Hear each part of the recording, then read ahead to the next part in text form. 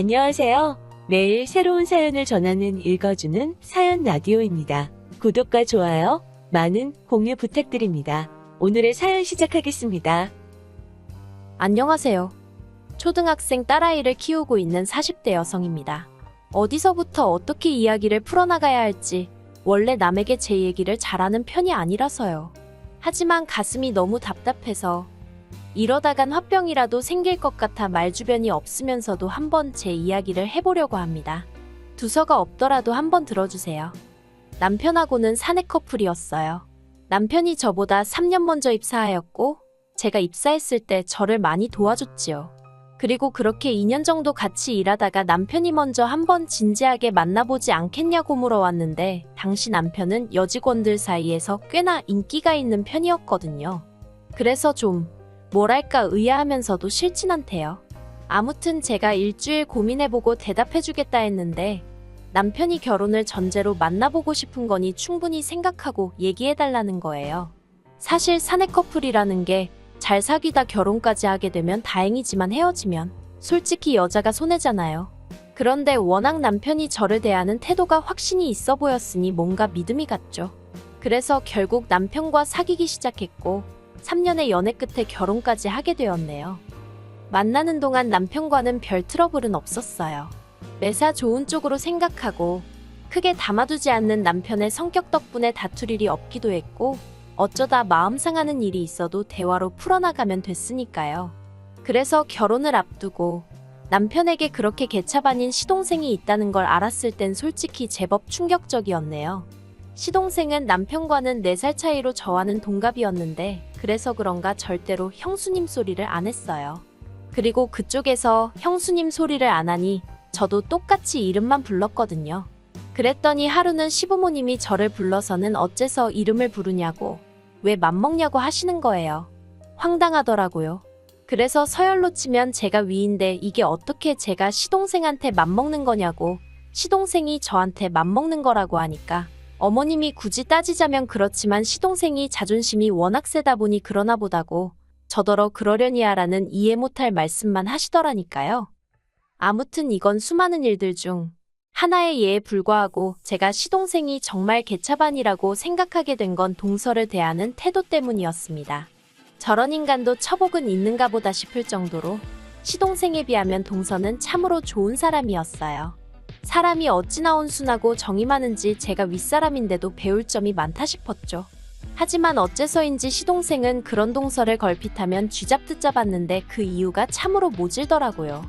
동서는 어려서 부모님을 모두 잃고 할머니 손에서 자랐다는데 그나마도 시집오고 얼마 지나지 않아 키워주신 할머니가 돌아가셔서 엄밀히 따지고 보면 친정이 없는 거나 마찬가지였어요. 그런데 시동생은 그 점을 빌미삼아 사위사랑은 장모라는데 자기는 장모가 없으니 불쌍한 놈이라고 하지를 않나. 시댁에서 모임이 있을 때 동서가 음식을 해오면 남편이란 작자가 고마워하고 맛있다고 자기 아내를 치켜 세워주지는 못할 망정 엄마 없이 잘한 티를 내느냐며 음식 맛이 이게 뭐냐고 타박을 하질 않나. 같은 여자로서 정말 듣고 있으면 가슴도 아프고 화도 나고. 그런데 저도 참으로 비겁했던 게 시부모님도 가만히 계시다 보니 차마 제가 한마디 할 용기가 안 생기더라고요. 그래서 그냥 식사 마치고 저랑 동서랑 둘이 설거지하고 뒷정리하고 그럴 때 서방님 말에 너무 마음 쓰지 말라고 위로 정도만 해줄 뿐이었네요. 아무튼 그렇게 지내다가 제가 저희 딸 낳고 바로 이듬해에 동서도 딸을 낳았어요. 그리고는 저는 저대로 애 키우면서 일 다니느라 정신없이 바빴고 그렇다 보니 동서가 어떻게 지내는지 솔직히 신경 쓸 새가 없었죠. 어쩌다 한 번씩 명절이니 시부모님 생신이니 그런 날 만나기는 했지만 둘 다 챙겨야 하는 애가 있다 보니까 예전처럼 틈틈이 이런저런 얘기를 나눌 새도 없기도 했고요. 그런데 그렇게 시간이 흘러 저희 애 두돌 되던 해에 시동생네가 이혼을 하게 되었다는 소식이 들려왔습니다. 솔직히 별로 놀랍지는 않았어요. 종종 동서는 왜 저러고 사나 싶기도 했고 나라면 진작에 이혼하고 말았을 거다 생각도 했었으니까요. 그리고 그래서 그런가 이혼한다는 얘기가 들리니 그럴 줄 알았다 잘됐다 싶대요. 그런데 시동생네의 이혼보다 저를 더 놀라게 했던 건 동서가 애를 포기하겠다고 했다는 거예요. 시동생더러 맡아서 키우던지 아니면 고아원에 데려다 주던지 마음대로 하라고 자기는 못 키운다고 그랬다나요? 그래서 글쎄요. 그래도 시동생이 아무리 개차반이긴 했어도 지 핏줄이니 땡기긴 했겠죠? 아무튼 시동생이 애 맡아 키우고 대신 위자료니 뭐니 한 푼도 못 준다 어쩐다 자기들끼리 난리를 치더니 그렇게 갈라섰어요. 그리고 그러는 와중에 남편이 저더러 그러지 말고 평소에 그래도 재수씨랑 친하게 지내지 않았냐면서 한번 얘기 좀 들어보라질 않나. 이혼만큼은 안 하게 설득 좀 해보라질 않나. 자꾸 저더러 뭘 좀 해보라고 그러는 거예요. 그런데 솔직히 제가 그 사이에 껴서 무슨 소리를 하겠어요? 제가 봐도 동서가 안 됐고 시동생이 인간 같지 않았는데 오히려 마음 같아선 동서더러 이제라도 잘 생각했다고 죄다 후를 털어버리고 앞만 보고 가라고 해주고 싶었는걸요? 하지만 그래도 제가 김씨 집안 맏며느리니 차마 그렇게 말은 할 수가 없어서 가만히 있던 건데 무슨 이혼을 못하게 하라니? 그리고 어찌나 남편이 집요하게 저한테 부탁을 하던지 오죽하면 나중에는 제가 남편더러 당신도 동서 입장에서 한번 생각해보라고 당신 동생 같은 사람하고 평생 살고 싶겠나 하고는 확 쏘아붙였습니다. 그랬더니 한숨만 길게 내쉬고 더는 안 하긴 하대요. 그리고 이후로 시동생이 시조카를 데리고 시부모님 댁에 들어가 살기 시작했어요. 원래 처음에 한 두세 달은 어머님이 시동생네를 오가며 아이를 봐주셨는데 그것도 못할 짓이라며 불러들이신 거죠. 그리고 그때부터 어머님이 시조카를 키워주시며 그렇게 몇 년을 사셨습니다. 누구는 자기 손년이 당연한 거 아니냐 했지만 그래도 저는 그런 어머님이 대단하고 존경스러웠고요. 그런데 그런 어머님께서 교통사고를 당하시면서 상황이 이상하게 돌아가기 시작하대요. 교통사고 자체만 놓고 보자면 아주 큰 사고는 아니었어요. 이렇게 표현해도 될지 모르겠지만 경미한 접촉사고로 시쳇말로 피본 사람은 없었거든요.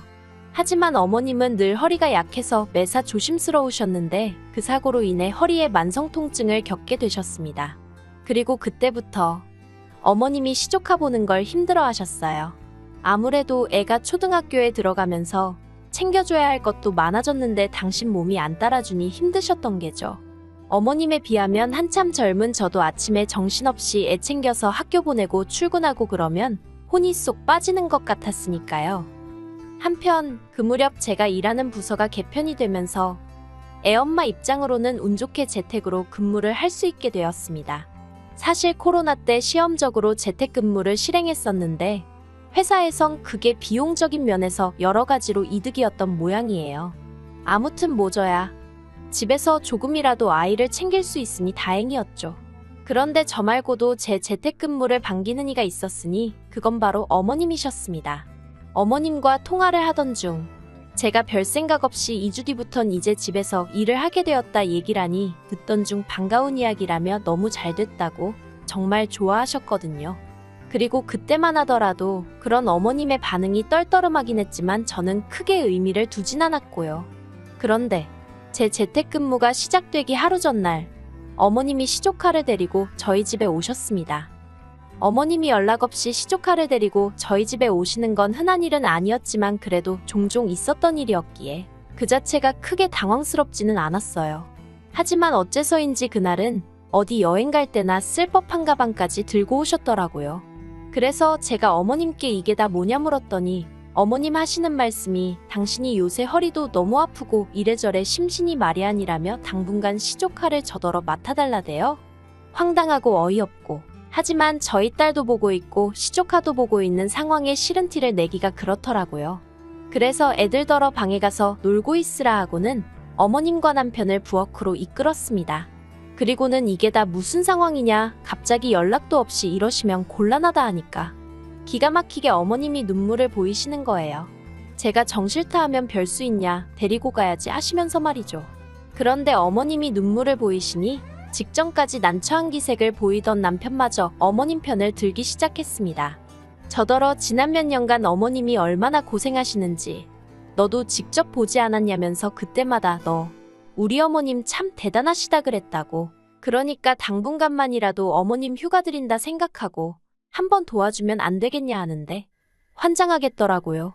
그리고 결국 저는 어머님과 남편을 어쩌지 못하고 일단 알겠다 했습니다. 다만 이게 절대 1년이고 2년이고 데리고 있겠다는 게 아니고 당분간만이라고 했죠.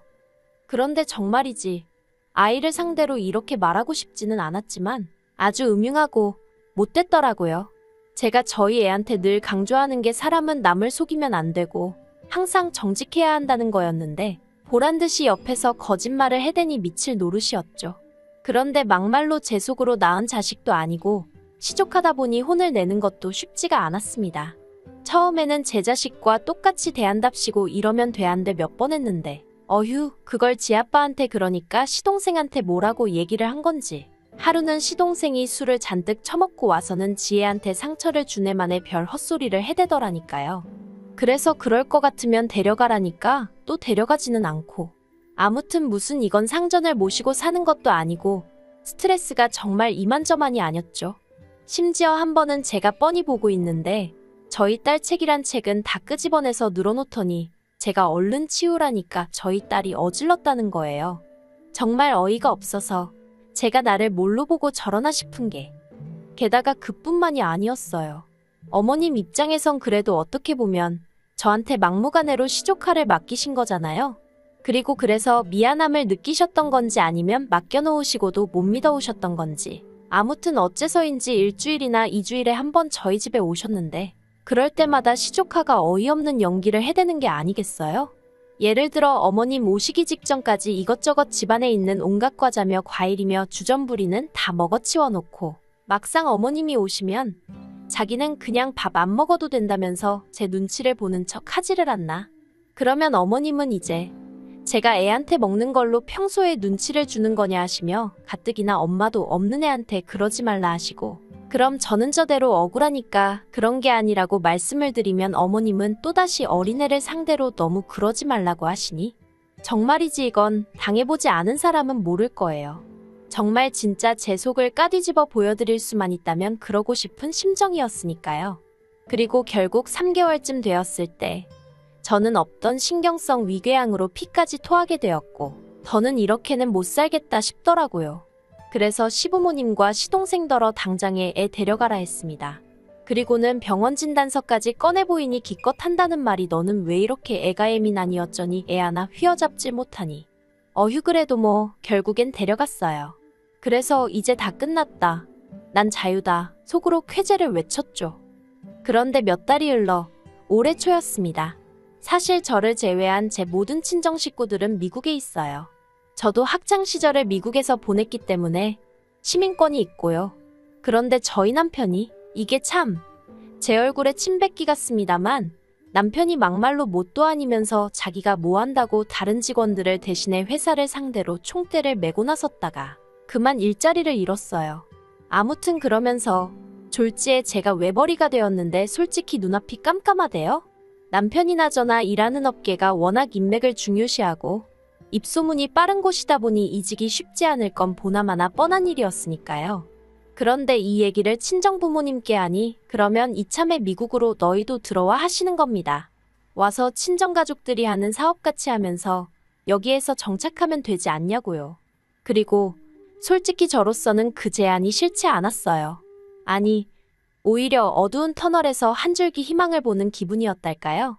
게다가 이야기를 전해들은 남편도 가타부타 따지는 것 없이 좋다 했으니 아, 역시 죽으라는 법은 없구나 싶었죠. 그런데 이 이야기를 전해 들으신 어머님께서 또 다시 무리한 부탁을 해오셨습니다. 시조카도 데려가라고요. 그리고 저는 이미 한번 호되게 당한 경험이 있으니 대번에 싫다고 거절했습니다. 어디 한두 달 놀러 가는 게 아니라 아예 정착해서 살 건데 시조카를 어떻게 데려가냐고 말도 안 된다고 했죠. 그랬더니 이번엔 시동생이 한다는 말이 자기가 실은 사귀는 여자가 생겼는데 그 여자는 이혼남은 괜찮지만 애는 못 키운다 한다면서 그렇다고 언제까지 나이 드신 어머님께 자식을 맡길 수도 없지 않냐며 여러 사람 살리는 셈치고 저더러 좀 도와달라대요. 그리고는 저희 딸은 미국에 가면 영어도 잘하게 되고 얼마나 좋겠냐며 자기 딸도 그 기회를 갖게 도와달라고요. 같은 부모로서 조금이라도 나은 환경에 애를 보내고 싶은 시동생 마음을 이해 못할 것은 아니었지만 그렇다고 해도 이건 뭐 얄팍한 동정심과 이해로 결정할 일이 아니었어요. 그래서 그 마음 이해는 하지만 안 된다 했습니다. 그런데 그랬더니 이제 아버님까지 등판을 하셔서는 너 하나만 참으면 나이 먹은 노인네들 숨 좀 돌리고 살 수 있고 불쌍한 네 시동생도 가정 꾸리고 지역 마냥 살 수 있을 거고 엄마 없는 불쌍한 아영이도 기 좀 펴고 살게 될 거 아니냐며 어째서 맏며느리씩이나 되는 애가 그렇게 속이 좁냐고 화를 내시는 거예요. 그리고 다른 누구보다도 남편까지 이번 한 번만 어쩌고 하는데 이건 뭐 다들 나를 말려 죽이려고 작정을 했나 싶더라니까요. 그래서 남편더러 당신은 따라오지 말라고 했습니다. 그렇게 시동생하고 어머님이 불쌍해 죽겠으면 당신이 여기 남아서 시조카 키워주라고 했어요. 나는 내 딸만 데리고 미국에 가겠다고 했죠. 그랬더니 남편이 어떻게 자기가 시조카를 돌보냐며 펄쩍펄쩍 뛰었습니다. 그게 말이 되냐면서요. 아니 큰엄마가 시조카를 보는 건 말이 되고 큰아빠는 왜 안 되냐고 했습니다. 막말로 당신하곤 피라도 좀 섞였지만 나는 생판남인데 왜 나는 되고 당신은 안 되냐고 그랬죠. 그러자 남편이 하는 말이 당신은 여자고 나는 남자잖아 하는데 웃기대요. 애 키우는데 여자 남자가 어디냔 말이죠. 그래서 됐다고 말 같지 않은 소리는 할 것도 없다고 그냥 여기 남아서 시족 하나 키우라 했네요. 그리고 제가 본격적으로 딸 데리고 미국 갈 준비를 시작했어요. 학교 등록해야 하니까 서류도 떼고 뭐 이것저것 생각보다 챙겨야 할 게 많았거든요.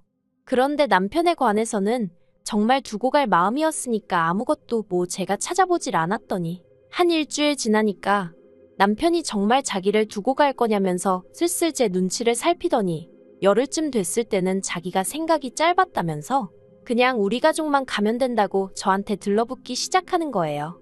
그렇지만 이렇게 어설프게 넘어갔다가는 막말로 미국 도착하고 얼마 안 돼서 또 시조카 데려오네 어쩌네 하고 헛소리라도 하면 어쩌나 싶더라고요. 그래서 그냥 남편이 애걸복걸을 하는데도 모른 척하고 딸하고 제 티켓만 끊어서 미국에 왔네요. 그랬더니 이제 남편이 어떻게 이럴 수가 있냐는데 솔직히 이 일로 이혼까지 생각하는 건 아니에요. 다만 제가 마음만 먹으면 남편도 버릴 수 있는 모진엑스라는 걸 이참에 알려주려는 거죠. 남편이 풍기는 뉘앙스가 시부모님이랑 시동생이랑 저를 어지간히 욕하고 그런다는데 잘됐다 싶어요. 이참에 아주 그냥 희대의 나쁜 엑스로 눈밖에 나면 그때 못 이기는 척 남편도 여기로 불러들일 생각입니다. 그러면 뭐 그쪽에서도 시쳇말로 저한테 시조카 좀 어떻게 비벼보려는 생각은 안 하겠죠. 어휴, 저는 그저 우리 세 식구 어디서든 잘 자리 잡아 살고 싶은 마음뿐이었는데 진짜 뭐 하나 쉬운 일이 없네요. 긴 이야기 들어주셔서 감사합니다. 오늘의 사연은 여기까지입니다. 구독과 좋아요, 알람 설정해주시면 앞으로 더 좋은 사연으로 찾아오겠습니다. 감사합니다. 안녕하세요. 매일 새로운 사연을 전하는 읽어주는 사연 라디오입니다. 구독과 좋아요, 많은 공유 부탁드립니다. 오늘의 사연 시작하겠습니다. 안녕하세요. 남편과 이혼 후 하루하루 즐거운 인생을 살아가고 있는 30대 여성입니다. 원래는 가게도 쉬는 날이고 해서 친구랑 만나려고 했는데 친구가 갑자기 일이 생겼다고 하더라고요. 그래서 뜻하지 않게 혼자만의 시간을 보내게 되었는데 문득 전 남편 생각이 나네요. 이미 다 지난 일이지만 지금 생각해도 참 어이가 없어요. 남편하고는 뭐라고 해야 할까요? 사회생활을 하면서 알게 된 사이예요. 당시 저는 26살로 약국에서 사무보조로 일을 하면서 취업 준비를 하고 있었고 남편은 제약회사 영업사원이었죠. 좋든 싫든 일주일에 2번은 꼭 보게 됐는데 언젠가부터 남편이 커피도 사오고 간식이라며 빵도 사오고 저는 그래서 저 때문이 아니라 말 그대로 영업하느라 그러는 줄 알았어요. 그런데 나중에서야 하는 말이 저한테 어떻게 다가가야 할지 몰라서 그랬다나요. 아무튼 그렇게 한 8개월쯤 시간이 흐르고 저는 취업에 성공했어요. 그러니 당연히 약국은 관뒀죠. 그런데 제가 관두고 나서야 남편이 마음이 급해졌는지 약사 선생님한테 물어봐서 저한테 연락을 따로 해왔더군요. 그리고 그때는 나름대로 그게 로맨틱하게 느껴지는 거예요. 저도 참 어리고 순진했죠. 이후로 저희는 1년 정도 길다면 길고 짧다면 짧은 연애를 마치고 결혼까지 하게 되었습니다. 그때 제 나이가 28이었으니 솔직히 결혼이 급하진 않았는데 당시 저희 친정 상황이 그다지 좋지가 않았어요. 그리고 제가 사회생활을 늦게 시작했다 보니 모아둔 돈도 많지가 않았죠. 그런데 남편에게 프로포즈를 받았을 때 이 사실들을 얘기하니까 괜찮다고 하는 거예요. 상관없다면서 돈이야 앞으로 살면서 모아가면 되는 거 아니겠냐고요. 아, 이 사람이라면 평생 믿고 의지하며 살 수 있겠구나 싶대요. 그래서 남편이 1억 4천짜리 빌라를 해오고 제가 3천만 원으로 혼수를 채워넣고 그렇게 결혼 생활을 시작했습니다. 그런데 저희 결혼 생활에 생각지도 못한 복병이 있었으니 그건 바로 시어머니도 아니고 신우였어요. 사실 어머님은 결혼 전부터 저한테 크게 뭘 요구하시지도 않고 바라시는 게 없으셨거든요. 오히려 당신 아들이 성격이 까탈스럽고 그런데 저 같은 참한 아가씨를 데려와서 좋다고 하셨죠. 하지만 신우는 자기 남동생이 나름대로 4년제 대학 나와서 직장도 좋은데 다니고 있는데 딱 하나 단점이 여자 보는 눈이 없다고 하지를 않나. 그래놓고는 결국 저희 둘이 결혼하겠다니까 자기 동생이 뭐가 아쉬워서 집까지 해가면서 결혼을 해야 하냐고 자기는 이 결혼을 반대하네 어쩌네 한마디로 꼴 같자는 소리를 해대더라고요. 막말로 누가 자기한테 허락해달라고 한 것도 아니었는데 말이죠.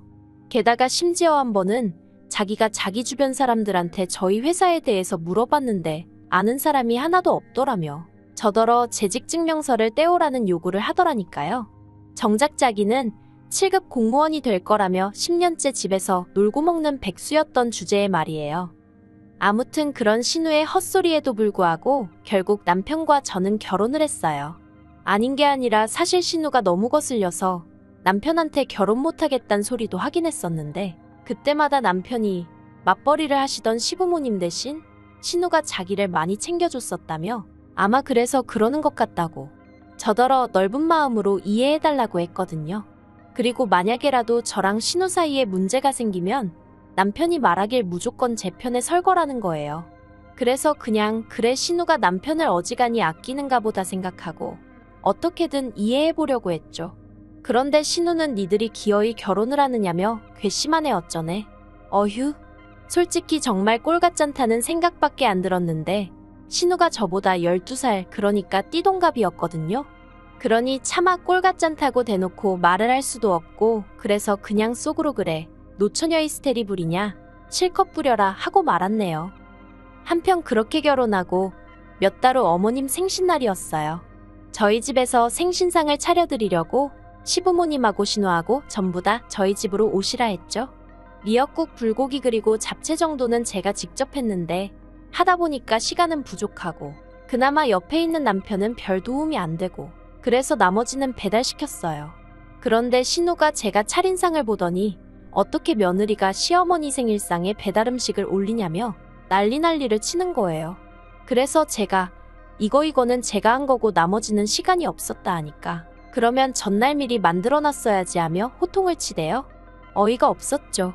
자기야 백수니까 시간이 남아도는지 몰라도 저는 전날엔 야근까지 하고 정신이 하나도 없었는걸요. 그리고 저한테 시어머니 생신이기 전에 자기한텐 낳아준 어머니 생신인데 솔직히 할 말이 없어서가 아니라 더는 말을 섞기가 싫어서 알겠다고 죄송하다 하고 더는 말을 안 했어요.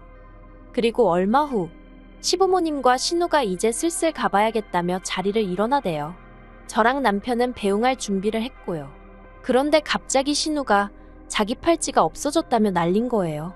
그러더니 화장실로 막 뛰어갔는데 거기도 없다면서 또 난리를 치대요. 저는 솔직히 신우가 팔찌를 하고 왔는지 기억도 안 나는 상황이었고요. 그런데 신우가 자기 화장실 갔다 오고 나서 제가 다녀오지 않았냐 하더니 저더러 빨리 내놓으랍니다. 어이가 없어서 뭘 빨리 내놓냐고 뭔지도 모른다고 했어요. 그랬더니 신우가 진짜 그러는 거 아니라면서 지금 돌려주면 자기가 문제 삼지 않겠지만 자기가 뒤져서 찾으면 경찰에 신고할 거래요. 가족이라고 안 봐줄 거랍니다. 이때는 어이가 없는 걸 넘어서 정말 미치고 팔짝 뛰겠더라고요. 그래서 저도 신우더러 집 다 뒤져서 안 나오면 나도 가만히 안 있을 거라고 했어요. 그랬더니 신우가 저더러 뻔뻔하다대요. 그런데 그때 아버님이 주머니에서 주섬주섬 뭘 꺼내시더니 혹시 이거냐 하셨습니다. 팔찌였어요. 아버님 말씀이 신우가 먼저 걸어가면서 떨어뜨리길래 이따 준다고 주우셔놓고 깜빡하셨다면서 그리고는 아버님이 신우더러 얼른 저한테 사과하라 하시니까 신우가 하는 말이 가관이었습니다. 저희 친정 형편이 어렵다고 했던 게 기억이 나서 순간 오해를 했다나요? 이건 또 무슨 개소린가 싶은 게 한마디로 제가 가난하니까 남의 물건에 손을 댔을 거라고 생각했다는 거잖아요.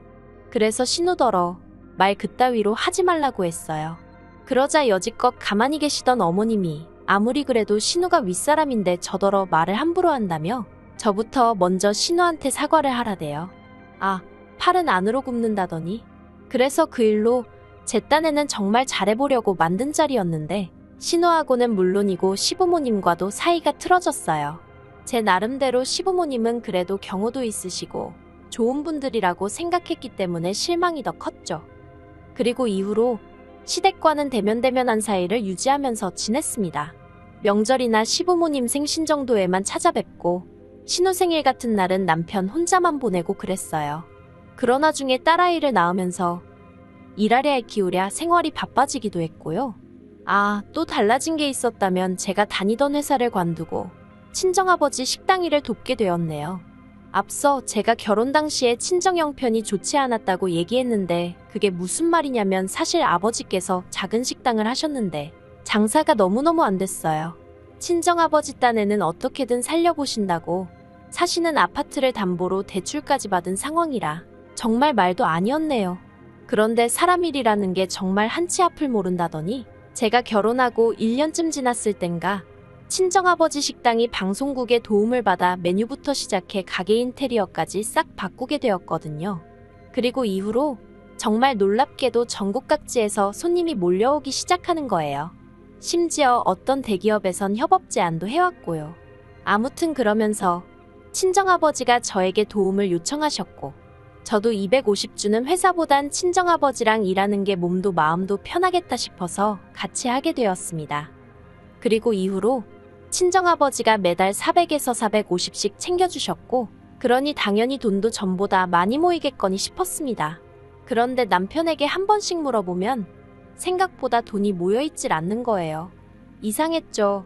아무리 제가 수학을 잘 못해도 그 정도 머리는 돌아가는데 안 되겠다 싶어서 남편한테 재정 상황 좀 전부 다 오픈을 해보라고 했어요. 이때만 해도 경제권이 남편에게 있었거든요. 그런데 남편이 그냥 무턱대고 걱정할 거 없다. 자기가 다 알아서 관리하고 있다 하며 얼렁뚱땅 넘어가려고 하는 게 여자의 촉이라고 해야 할지 딱 뭔가 있다는 감이 오대요. 그래서 이제 남편하고 말 그대로 대판 싸웠습니다. 까라고 왜 못 가냐고 혹시 도박했냐 아니면 여자 생겼냐. 그러자 남편이 한다는 말이 실은 신우에게 돈을 좀 빌려줬답니다. 정말 그 말을 듣는 순간 화가 머리끝까지 올라오더라고요. 내가 신우를 얼마나 싫어하는지 알면서 어떻게 나랑 상의도 없이 신우한테 돈을 빌려줬나 싶은 게 배신감까지 느껴졌달까요? 금액도 한두 푼도 아니고 자그만치 2천이었어요. 아니, 백수 신우 뭘 믿고 2천이나 빌려줬냐고 제가 악을 썼습니다. 마음 같아선 진짜 애아빠만 아니면 머리털을 다 잡아뜯어놓고 싶은 심정이었죠. 나는 아침부터 밤까지 불 앞에서 땀 뻘뻘 흘려가며 음식하고 손님들 앞에서 속도 없는 모마냥 헤헤거려가며 장사해서 벌어오는 돈인데 그걸 상의도 없이 신우한테 빌려줬다는 게 생각할수록 괘씸하고 분하대요. 그래서 남편더러 당장 2천 받아오라고 안 그러면 이혼이라고 했어요. 그랬더니 남편이 신우가 공무원 시험 합격만 하면 대출을 받아서라도 주겠다 했다며 저더러 좀 기다려주자는데 막말로 10년 동안 못 붙은 공무원 시험을 이번엔 붙는다는 게 말이 되나요? 제가 남편더러 다 필요 없다고 당장 2천 받아오라 했습니다. 그러자 남편이 어떻게 그러냐면서 악을 썼다가 안 되겠다 싶으니까 사정을 했다가 그리고 결국 한 일주일 만에 이게 최선이었다면서 600만 원 받아오대요. 그리고 그 일을 계기로 저는 남편에 대한 신뢰감을 완전히 상실하게 되었고 경제권도 뺏어왔습니다. 사실 남편이 경제권을 가지고 있던 건 결혼할 때 남편이 저보다 많이 해온 것도 있었고 월급도 비록 몇십만 원이었지만 저보다 많이 벌어왔기 때문이었는데 따지고 보면 자기가 하자고 든 결혼이었고 집도 자기 명인데 저랑 무슨 상관인가 싶고 월급도 이제 제가 남편보다 훨씬 많은 상황이었으니 남편도 뭐라 반박을 못하고 순순히 내놓았죠. 그리고 그때부터 돈 관리도 각자 하기 시작했네요. 그런데 작년 이맘때쯤 저와 남편이 이혼을 하게 된 결정적인 사건이 벌어졌습니다. 그건 바로 신우의 연애 때문이었어요. 아니, 작년 봄이었나. 언젠가부터 신우가 혼자 콧노래를 부르고 아주 그냥 꼴값을 떨더라고요.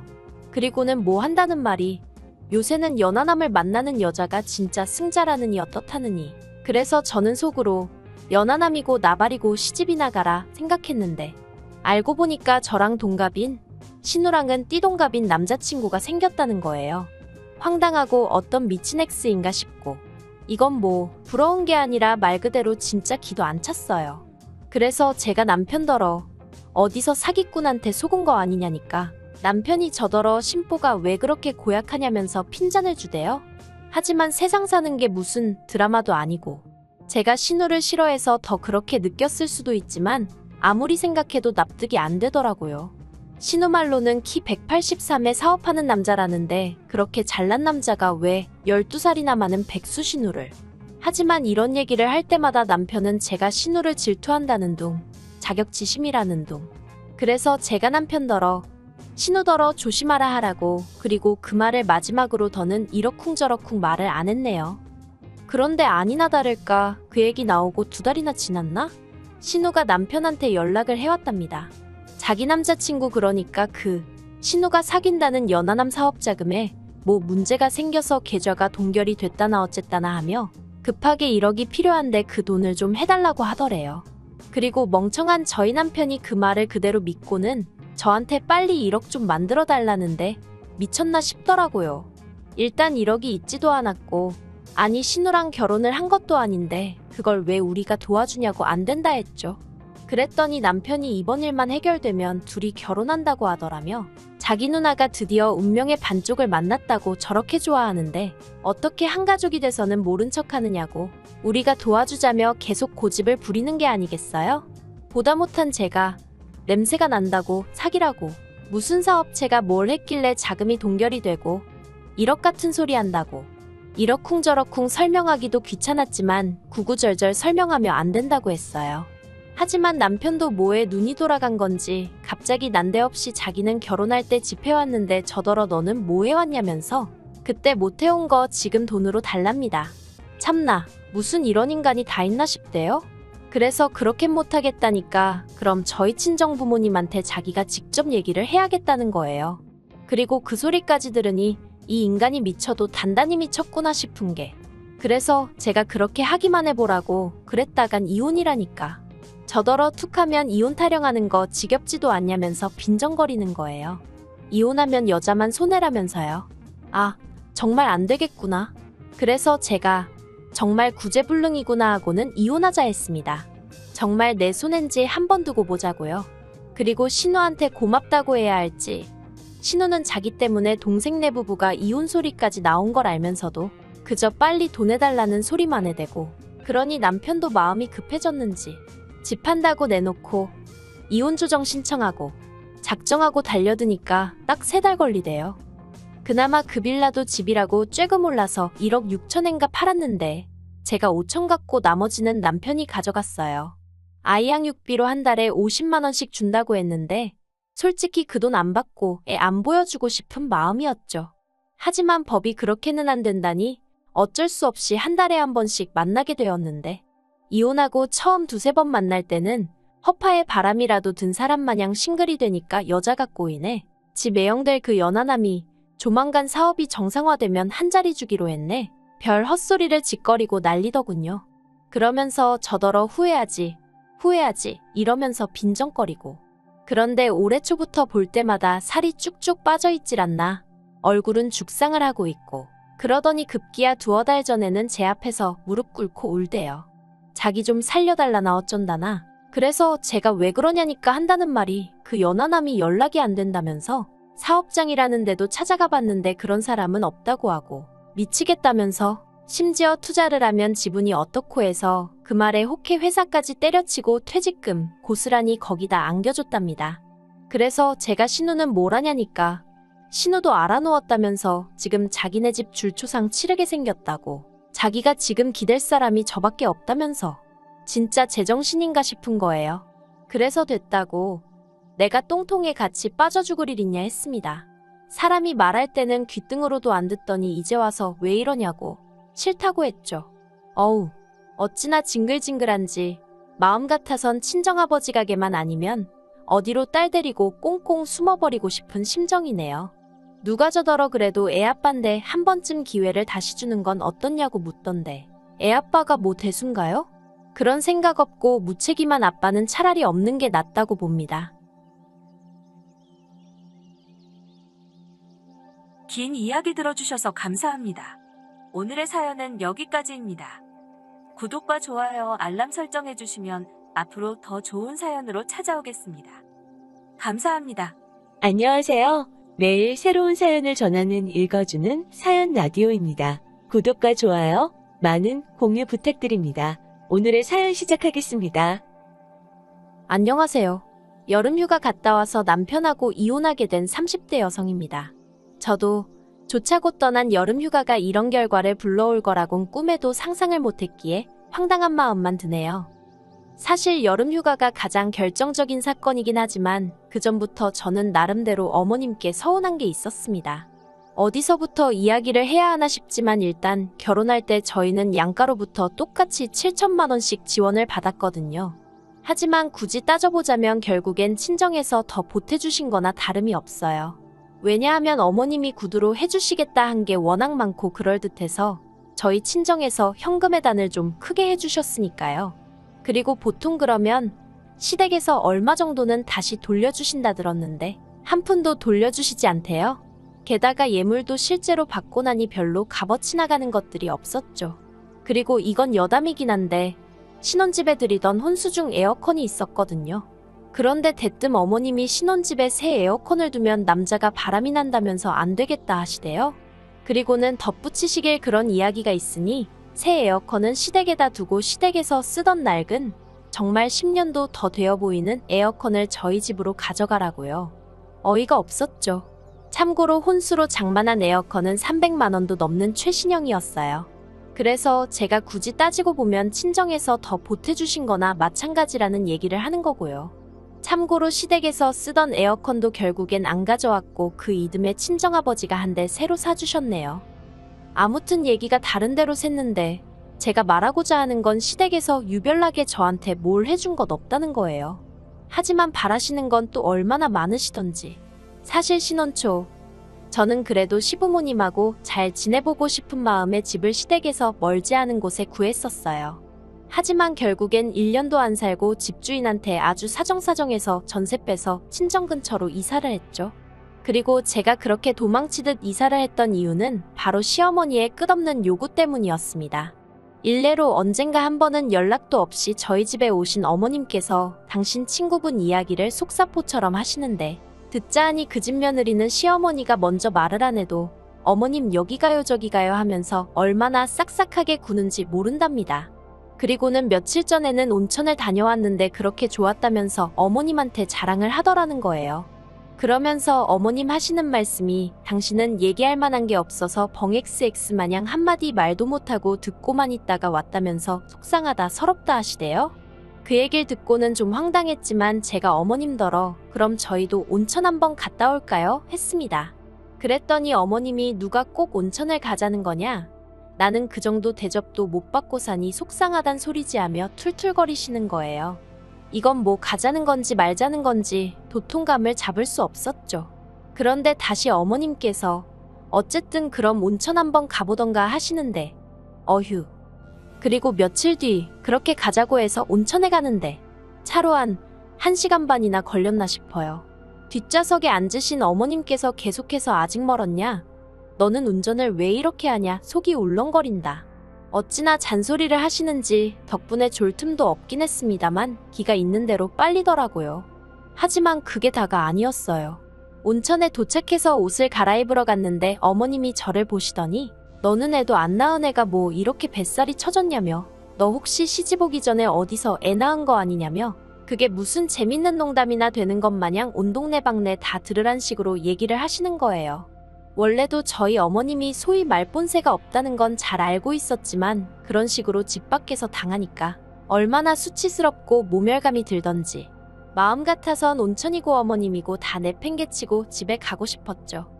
그리고 그런 일들은 그때뿐만이 아니었습니다. 어디를 모시고 가도 만족을 못하셨고 불만불평 투성이셨어요. 그러니 저도 사람인데 어머님하고 친해지고 싶은 마음도 점점 사라지고 아예 뭘 같이 하고 싶은 마음이 안 들더라고요. 그래서 언젠가부턴 저도 나름대로 핑계도 대고 이렇게 저렇게 자리를 피했죠. 그러다 지난 7월이었습니다. 친정부모님이 저희 부부더러 같이 제주도에 가자고 하시더라고요. 제주도에 저희 외삼촌이 펜션 사업을 하고 계셨거든요. 그러니 이제 삼촌도 만나고 겸사겸사 다녀오잔 말씀이셨죠. 그리고는 비용은 부모님이 다 대줄 테니 저희는 운전하고 말동무나 되어달라 하셨어요. 그러자 남편도 좋다고 했고 그래서 순식간에 내 식구의 여름휴가가 잡혔습니다. 그런데 남편이 주책맞게 그 이야기를 시부모님 앞에서 꺼낸 거예요.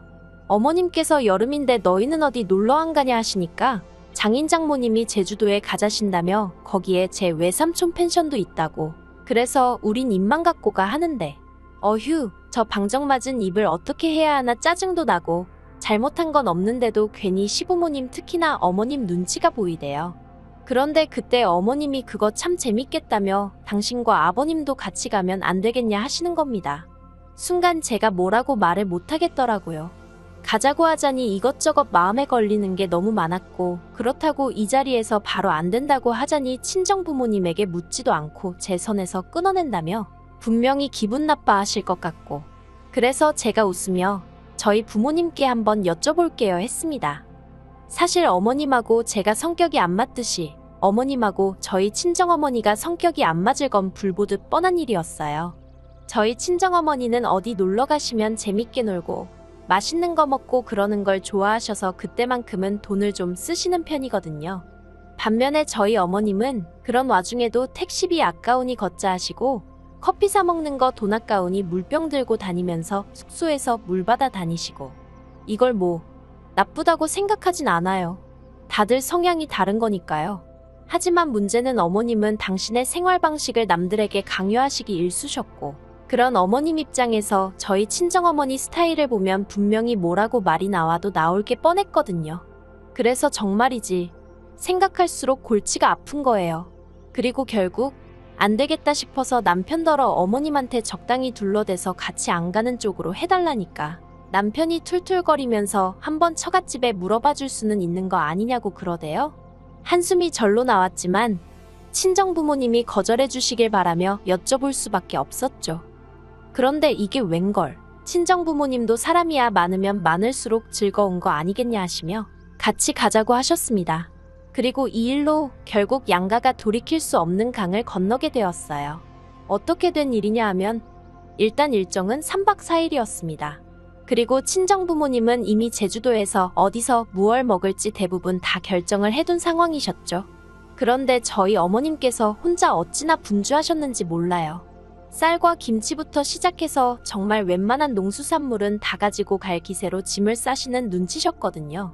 그래서 제가 가면 전부 다 사 먹을 거고 이런 거 해드실 시간이 없다고 챙기지 마시라 했는데도 어머님은 그래도 가져가면 다 요긴하게 쓸 때가 있다면서 당신이 알아서 할 테니 저더러 신경 쓰지 말라시대요. 그리고 저도 솔직히 여행을 가기도 전에 이런 걸로 어머님과 진을 빼게 되니 짜증부터 나는 게 그래서 그냥 알아서 하신다니 알아서 하시겠지 하고 관심을 꺼버렸어요. 다만 남편에게는 확실히 얘기해 두었습니다. 혹시나 해서 하는 말이지만 여행 가서 나더러 밥을 하라던가 그런 거 바라시지 않게 하라고요. 나는 쉬러 가는 거니까 손에 물 한 방울 묻히고 싶지 않다 했죠. 그런데 아니나 다를까? 여행 첫날이었습니다. 숙소에 도착하니 2시쯤이라서 얼른 짐만 내려놓고 늦은 점심을 먹으러 나가자는 소리가 나왔어요. 그리고 그 과정에서 남편이 운전을 하려고 운전대를 잡으니 어머님이 대번에 다들 피곤한데 어딜 가냐며 그냥 펜션 근처나 한 바퀴 돌고 저녁을 먹자는 거예요. 저희 친정어머니 눈치를 보니 마뜩찮으신 듯 했지만 별 말씀은 안 하시대요. 그래서 결국 펜션 주변 좀 걷다가 숙소로 들어왔어요. 그리고 뭐 하는 거 없이 시간만 흘려보내게 되었죠. 그러니 이제 저희 친정어머니가 안 되겠다 싶으셨는지 저녁은 어디 가서 좀 맛있는 걸 먹자며 뭐랄까 약간 분위기를 띄우려고 하시대요. 이제 얼른 나갑시다 하시면서요. 그런데 어머님이 또다시 뭐하러 쓸데없이 돈을 쓰냐면서 오늘은 첫날이고 다들 피곤하니까 그냥 대충 펜션 안에서 해먹자고 하시는 거예요. 그리고 이때는 저희 친정어머니도 짜증이 나셨는지 다들 피곤한데 누가 밥을 하냐고 나가자고 한마디 하시대요. 그리고 저도 솔직히 친정어머니 의견에 동의하는 바였고요. 그렇다고 물론 대놓고 친정어머니 편을 들 순 없으니 제가 어머님더러 그러지 말고 같이 나가요 했습니다. 그런데 어머님도 그러면 못 이긴 척 좀 넘어와 주시지. 제가 편을 들어드리니 오히려 기세가 등등해지셔서는 당신은 안에서 대충 해결하시겠다며 나갈 사람만 나가라고 하는 거예요. 황당했죠. 하지만 더 황당한 건 아버님마저 어머님 눈치를 잠시 살피시더니 주섬주섬 저희랑 같이 나가려고 하시대요. 그러자 보다 못한 친정아버지가 저희 어머님더러 사부인 같이 가세요 하셔가지고 그래서 모시고 나왔습니다. 그러니 이때부터 이미 저희 친정어머니도 기분이 확 상하신 거죠. 친정어머니가 말씀이 자기가 뭐나 된다고 온 사람이 들러붙어서 가자가자 해줘야 하는 거냐며. 솔직히 친정어머니뿐만 아니라 저도 그런 생각이 들어서 그냥 웃고 말았어요. 아무튼 기왕 다 같이 나갔으니 즐겁게 한 끼 식사하면 좀 좋나요? 그런데 또 저희 어머님은 이게 얼마냐, 맛이 있네 없네 이런 걸 먹을 바엔 집에서 먹고 말지. 친정어머니가 고르신 식당이었는데 어머님이 그런 소리만 하시니 저희 친정어머니 기분이 좋을 리가 없었죠. 순식간에 또 분위기가 얼어붙어서 모든 사람들이 두 여자 눈치만 살피는 꼴이었습니다. 그래도 다행인 건 그러나 중에 술이 한 잔 두 잔 들어가니까 또 언제 그랬냐는 듯이 분위기가 좀 풀어지긴 하대요. 그리고 이튿날 아침 일어나 보니 원래 숙취라는 게 없으신 친정부모님은 두 분 다 평소처럼 일찍 일어나셔서는 새벽 운동을 가셨더라고요. 하지만 시부모님이나 남편은 지난밤 술 때문인지 영 일어나질 못하다가 오전 10시가 다 되어갈 때쯤에서야 한 명씩 일어났는데 어째서인지 어머님 기분이 영 좋아 보이질 않으시대요. 그래서 전 간밤에 숙취가 아직 남아있어서 그러신가 했어요. 그런데 이유가 그게 아니었습니다. 얼마 지나지 않아 어머님께서 어떻게 여자가 셋이나 있는데 저희 친정어머니도 그렇고 저도 그렇고 밥을 안 해놨냐며 짜증을 내셨거든요. 어이가 없었죠. 여행지에서 밥을 안 해놨다고 화를 내신다는 것도 어이가 없고 100번 양보해서 저야 며느리라 그런 생각을 하셨다 쳐요. 그런데 저희 친정어머니가 일찍 일어나신 거랑 밥이랑 무슨 상관이냐 이거죠.